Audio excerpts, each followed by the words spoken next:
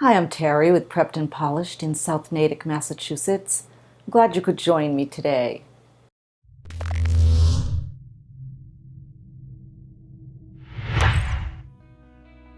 The most frequent question that parents and students ask me about the SSAT is, what is a good score?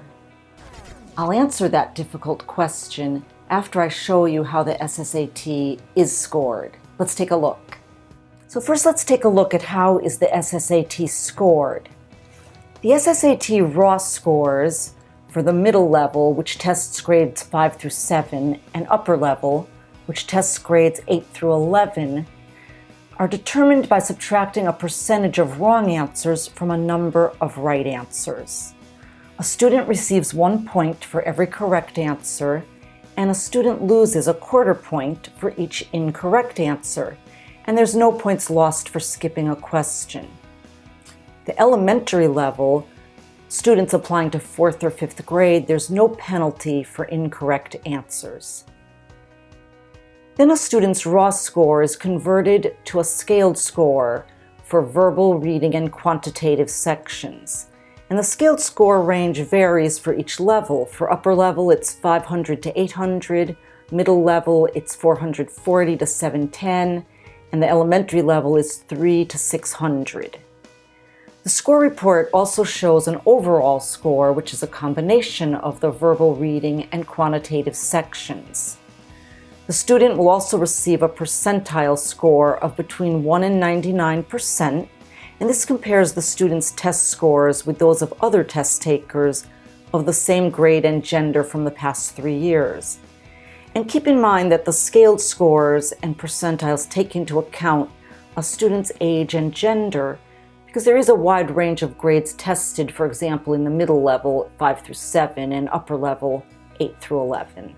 Now that you have some background about how the SSAT is scored, I'll address the question, what is a good score on the SSAT? So a worthy test question is only answered correctly 50% of the time. The difficulty level of questions is designed to differentiate between and among students to show individual strengths as they pertain to the selective school curriculum and programs. In other words, the test is designed to be difficult. Admission officers typically focus on SSAT scaled scores. Those are the most reliable and consistent over time. And the SSAT percentile, which is valuable to compare students' performance to others in that testing year. Truthfully, each school weighs test scores differently according to its own standards and requirements.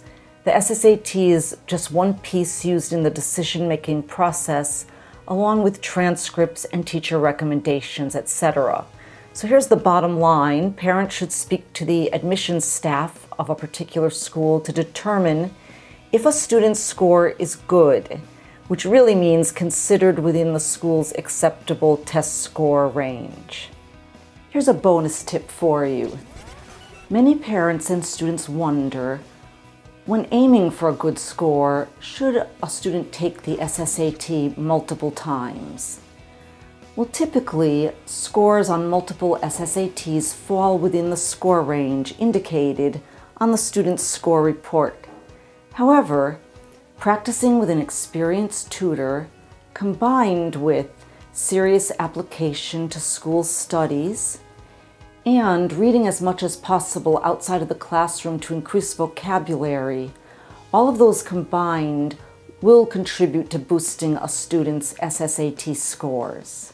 Well, I hope this information sheds some light on how the SSAT is scored and what is a good score on the SSAT. If you enjoyed this information today, give us a thumbs up and subscribe to our channel.